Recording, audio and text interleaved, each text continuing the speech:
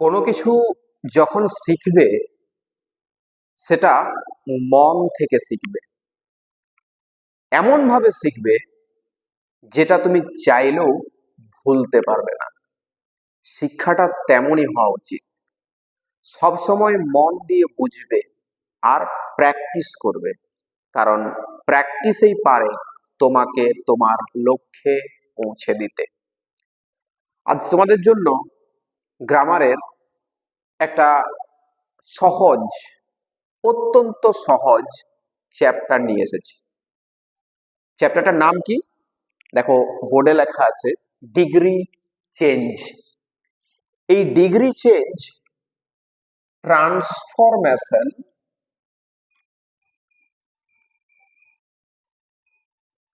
Of sentence এর মধ্যে পড়ে। ডিগ্রি চেঞ্জ চ্যাপ্টারটা গ্রামাটিক্যাল পোর্শনে ট্রান্সফরমেশন অফ সেন্টেন্সের আওতায় পড়ে। তাহলে মাথার মধ্যে প্রথমে প্রশ্ন আসতে পারে যে ডিগ্রি বিষয়টা কি? ডিগ্রি কিছুই নয়, জানো ডিগ্রি বিষয়টা কি? ডিইজি আর ডবল ই। ডিগ্রি হলো অ্যাডজেক্টিভ এর রূপভেদ। রূপভেদ পারলে বুঝতে বিষয়টা? ডিগ্রি হলো অ্যাডজেক্টিভের রূপভেদ। তাও যদি না বুঝতে পারো, ভালো করে বোঝাচ্ছি। দেখো, অ্যাডজেক্টিভ বিষয়টা সম্পর্কে ধারণা আছে? অ্যাডজেক্টিভ হলো বিশেষণ।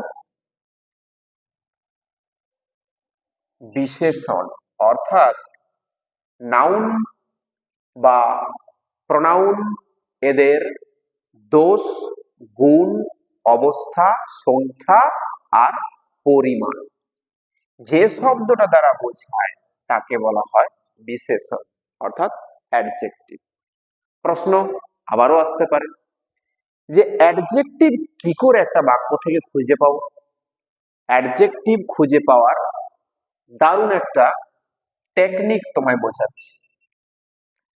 বাক্যের মধ্যে থাকা নাউন অথবা বাক্যের মধ্যে থাকা প্রোনাউনকে তুমি ছোট্ট একটা প্রশ্ন করবে। প্রশ্ন শব্দটা কেমন? এই বাক্যের মধ্যে লুকিয়ে থাকা নাউন বা প্রোনাউনকে তুমি যদি কেমন দিয়ে প্রশ্ন করতে পারো, দেখবে অ্যাডজেক্টিভ সহজেই তুমি খুঁজে পেয়ে যাবে। একটা উদাহরণ লাগবে কি? দেখো দেখিয়ে দিচ্ছি। সি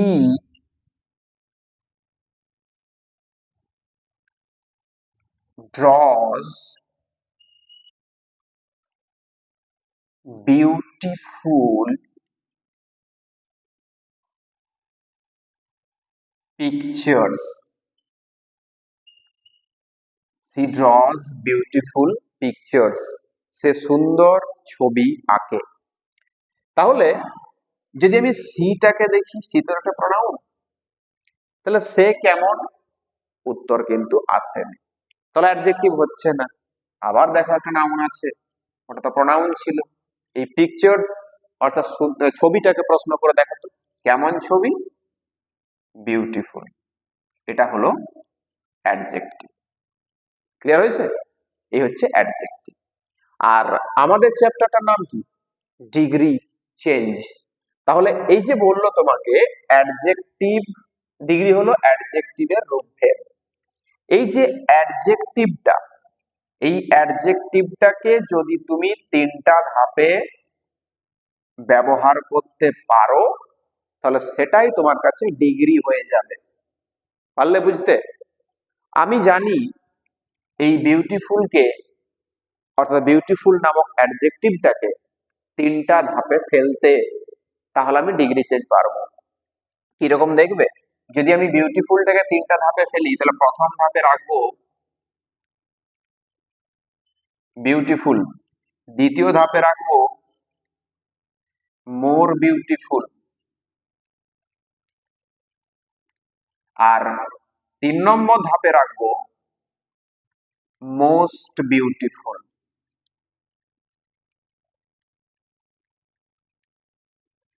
মোস্ট বিউটিফুল কি করে করলাম স্যার? বোঝাচ্ছি, সবটাই বোঝাচ্ছি, ধৈর্য সহকারে বোঝো। এই যে তোমাকে বললাম যে ডিগ্রি হলো অ্যাডজেক্টিভের রূপভেদ, তাহলে অ্যাডজেক্টিভটা কি করে পাওয়া যায় বুঝিয়েছি, এবারে ডিগ্রিটা বোঝাচ্ছি।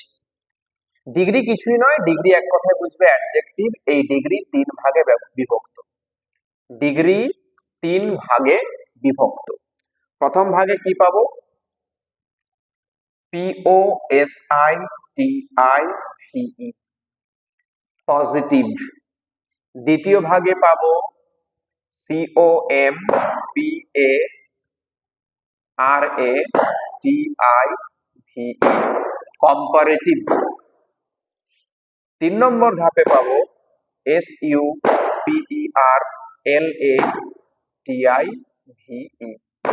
Superlative. Clear? Positive, comparative, superlative, এই হচ্ছে 3 প্রকারের ডিগ্রি। পজিটিভ হচ্ছে মূল অ্যাডজেক্টিভ, ঠিক আছে? পজিটিভ ডিগ্রি মানে মূল অ্যাডজেক্টিভ, অর্থাৎ এই যে দেখো বিউটিফুল, এখানে মূল অ্যাডজেক্টিভ ছিল, প্রথমটাতে কি লিখেছি? বিউটিফুলি লিখেছি, তাহলে মূল অ্যাডজেক্টিভ। এরপর আমি এই মূল অ্যাডজেক্টিভটাকে কম্পারেটিভে আর সুপারলেটিভ এর রূপে বসাবো কিভাবে? যদি তোমার কাছে মূল অ্যাডজেক্টিভ যে শব্দটা পাবো সেই শব্দে শেষে যদি ই থাকে, কি বললাম? মূল অ্যাডজেক্টিভ এর শেষে যদি ই থাকে, তাহলে কম্পারেটিভ করতে গেলে ইয়ার, আর সুপারলেটিভ করতে গেলে এসটি যোগ করব। এটা আর যোগ করব কম্পারেটিভের জন্য আর, সুপারলেটিভের জন্য এসটি। উদাহরণ দরকার হবে? ঠিক আছে, বলে দিচ্ছি, দেখো। LATE, লেট, এখানে আমি কি করব? আর যোগ করব। লেটার, মূল শব্দ কি ছিল? লেট। এই লেটের সঙ্গে আমি কি যোগ করছি? আর যোগ করছি, যেহেতু শেষে আমার ই ছিল, তাহলে লেটার হলো। আবার যখন সুপারলেটিভ করব তখন LATE, সেই ই থাকছে, এরপরে এসটি যোগ করব, তাহলে লেট, লেটার, লেটেস্ট। পেরেছি বুঝতে? আচ্ছা, এরপর পরের পার্টটাই বলি। যদি মূল অ্যাডজেক্টিভ অর্থাৎ পজিটিভ যে ওয়ার্ডটা পাচ্ছেন সেটা যদি সিলেবেলে ভাঙে, সিলেবেল মনে আছে তো? বাকযন্ত্রের স্বল্পতম প্রয়াসে একটা শব্দ যতটুকু উচ্চারণ করতে পারবে তাকে বলা হয় সিলেবেল। এই সিলেবেল যদি ভেঙে যায়, যেমন বলি তোমাকে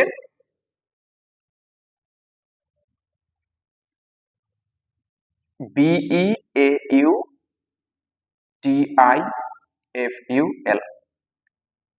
বিউটিফুল, ভাঙছে সিলেবেলে। তাহলে সিলেবেল যদি ভাঙে, তাহলে কম্পারেটিভ করার জন্য শব্দটার আগে মোর যোগ করবে, আর সুপারলেটিভ করার জন্য MOST যোগ করবে। ঠিক আছে? তাহলে more beautiful, most beautiful. Clear হয়েছে?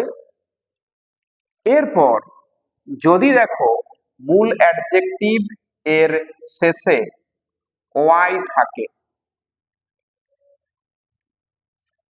ওয়াই থাকে, তাহলে কি করবে?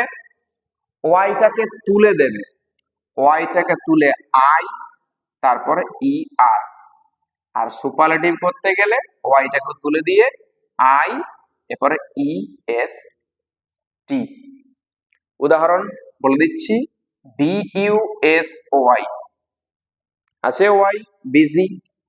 একে যদি কম্পারেটিভ করতে যাই তাহলে কি করব, বি ইউ এস আই, ইয়ার। সুপারলেটিভ করলে B U S I E S T. মিলে গেল। আরেকটা বলি, যদি দেখো শব্দটা অর্থাৎ মূল অ্যাডজেক্টিভটা শেষ দিক থেকে কনসোনেন্ট, ভাওয়েল আর কনসোনেন্ট থাকে, শেষ দিক থেকে, কিন্তু প্রথম দিক থেকে নয়, শেষ দিক থেকে কনসোনেন্ট, ভাওয়েল, কনসোনেন্ট থাকে। যেমন ধরো B I G, big, consonant, vowel, consonant. তাহলে কম্পারেটিভ করার সময় কি করবে দেখো, এই বি আই জি জি ই আর শেষের বর্ণটাকে আর একবার লিখতে হবে তোমার। আর সুপারলেটিভ করার সময় একই রকম, B I double G E S T. ঠিক আছে, এভাবে কিন্তু এই রূপভেদটা করা যায়। ঠিক আছে, আর এই রূপভেদটার নামেই হচ্ছে ডিগ্রি। ক্লিয়ার হয়েছে? এই হচ্ছে বিষয়টা। তাহলে আমরা কি জানলাম আরেকবার দেখে নিই।